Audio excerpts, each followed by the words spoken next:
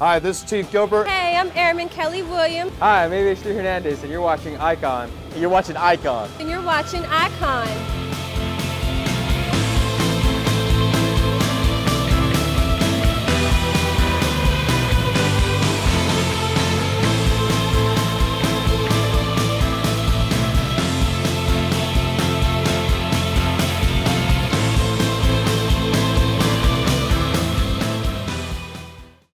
Good morning, Ike. I'm Petty Officer Sleeper, and I'd like to welcome you to our 29th edition of IkeOn. Before we get started, I'd like to take a moment to personally thank everyone that helped us make this episode possible from around the ship. So to get started, let's go talk to GM2 Shubsta and ET3 Drolichka about what it means to be a member of Ike's Honor Guard.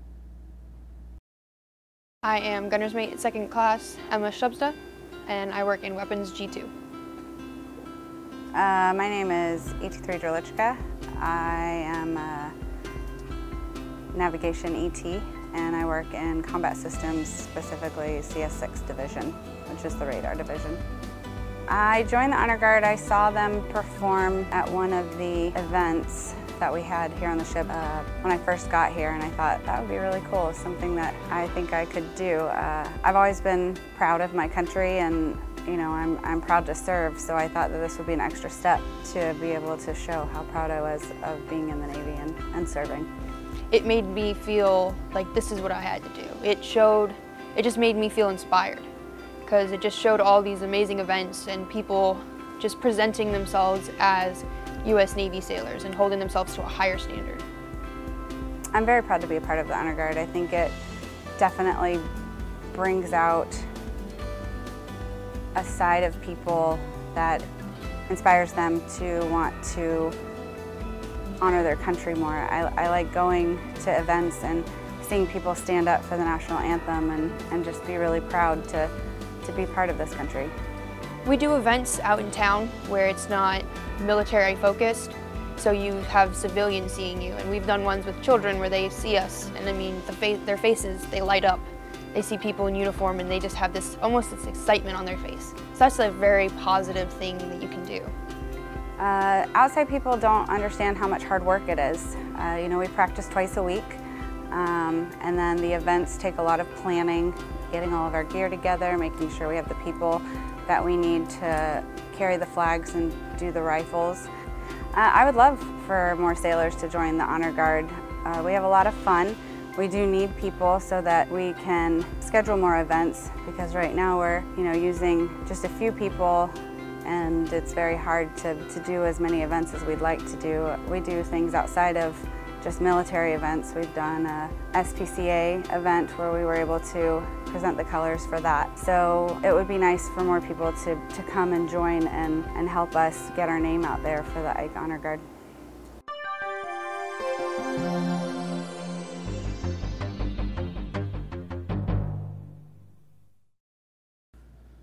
Wow, shout out to Honor Guard. That's not only a lot of effort that goes into upholding Navy tradition, but helping out your command as well. So now we're going to take a moment to go down to the street and see what's going on with you guys. 1 second though, please.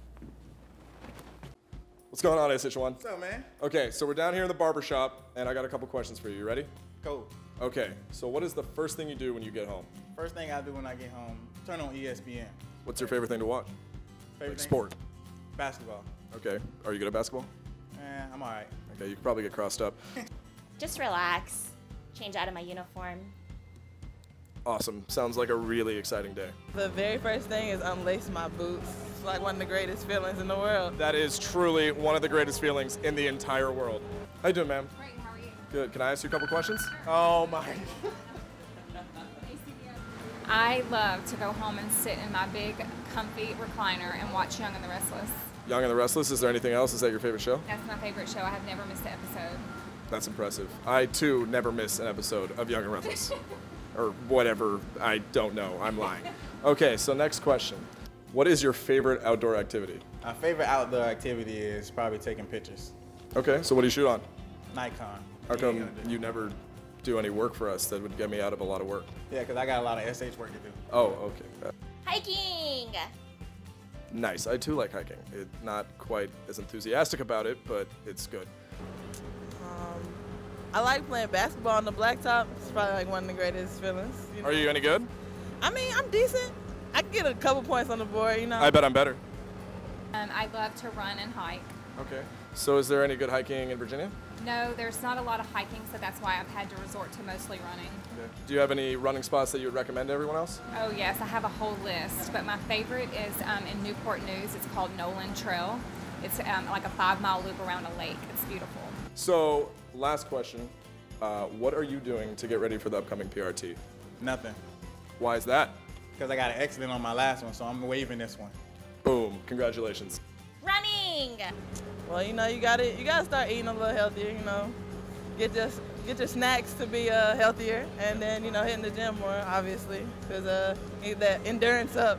Yep. Get ready. Awesome. Thank you so much. It's awesome to see you again. It's good to see you too. I can't do anything with my hands. I'm sorry I got this going on. But I'm going to go throw it back to myself. I got to go. Thank you. All right.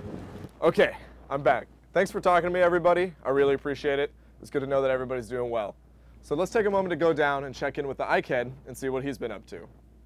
I am the great and powerful Ikehead. Ask me your questions and be enlightened. Oh, great and powerful Ikehead. How are you getting ready for the advancement exams? Well, I study every single day. A great and powerful Ikehead. What's your favorite part about being underway? My favorite part about being underway is going up on the flight deck and feeling the warm breeze through my hair. Oh, great, powerful Ikehead. What are you doing to prepare for the upcoming PRT? I do push-ups, sit-ups, and most importantly, leg day. There will be no more questions.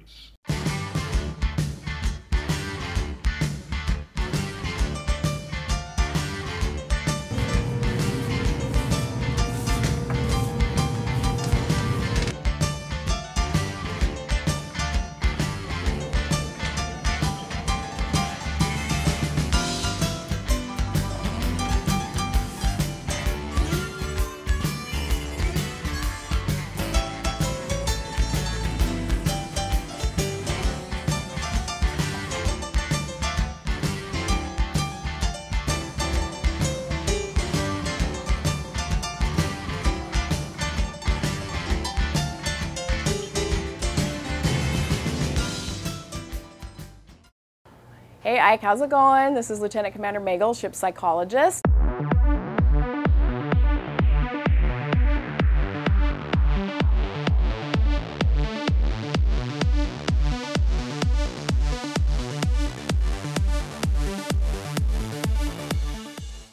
So once a month we're going to come together and I'm going to come up with some really good ideas for you. And this month we're going to talk about motivation. A lot of times I hear people say they don't feel like doing stuff that they normally like to do. It could be something like eating right or even exercise or going out with your friends or doing things that you used to enjoy. I'm here to tell you that these things are required anyway, even if you don't feel like doing it, because actually doing those things will make you feel better. There's something in our brain called dopamine, and it is the drug of pleasure. It makes us feel good when we do things that we enjoy or when we do things that are new or fun or novel. So you really have to do the things that are good for you in order to get that rush of dopamine in your system to feel better. But what happens when maybe we're under stress, we stop doing the things that are good for us, like eating right or exercising or going out with our friends or spending time with people who care about us. So it's really important to do those things anyway and do them on purpose and not wait until you feel okay, because that might be a long time. So this weekend, if you're not feeling all that great, make a plan to get out with your friends, make a plan to get back to the gym, make a plan to eat a really good meal, and do these things on purpose so that you can work on actually feeling better and jumpstart that process for the future. And then little by little, your motivation will come back. Thanks. Thanks, ma'am. Super excited to hear from you again for our next edition. So we at IkeOn have a question for you. We want to make the show more about you guys and your lives. So if you ever have any ideas about coming on and talking about anything, let us know and we'll see what we can do.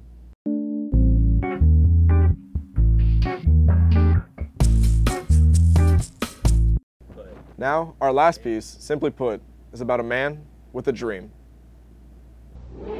I have a dream that one day this nation will rise up and live out the true meaning of its creed. We hold these truths to be self-evident, that all men are created equal.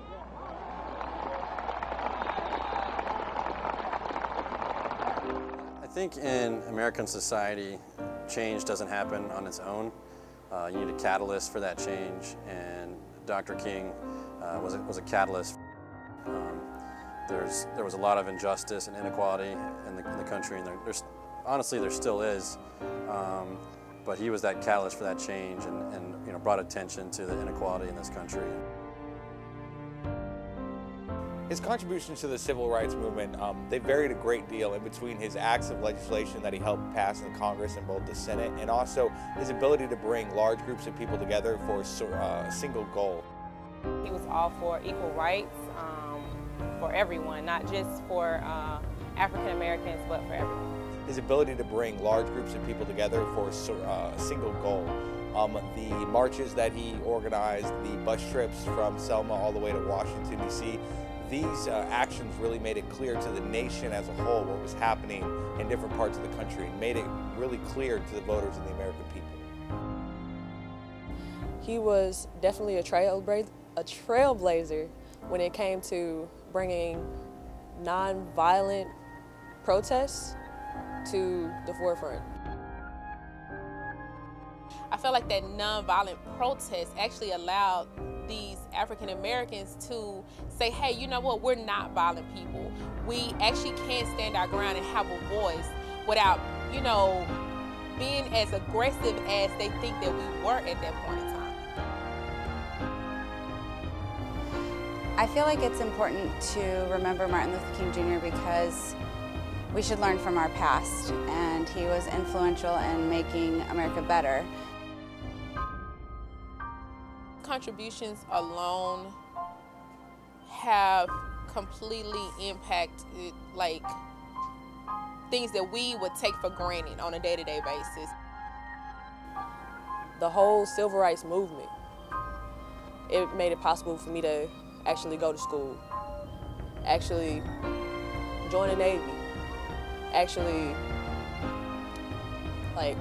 do stuff without the problems of segregation or discrimination. These things that we were not once allowed to do is something that is so far beyond our mindsets in today's times, because that's not a privilege. That's a given every single day for us. But because of him, I'm able to be here, be in the U.S. Navy. I have the right to vote.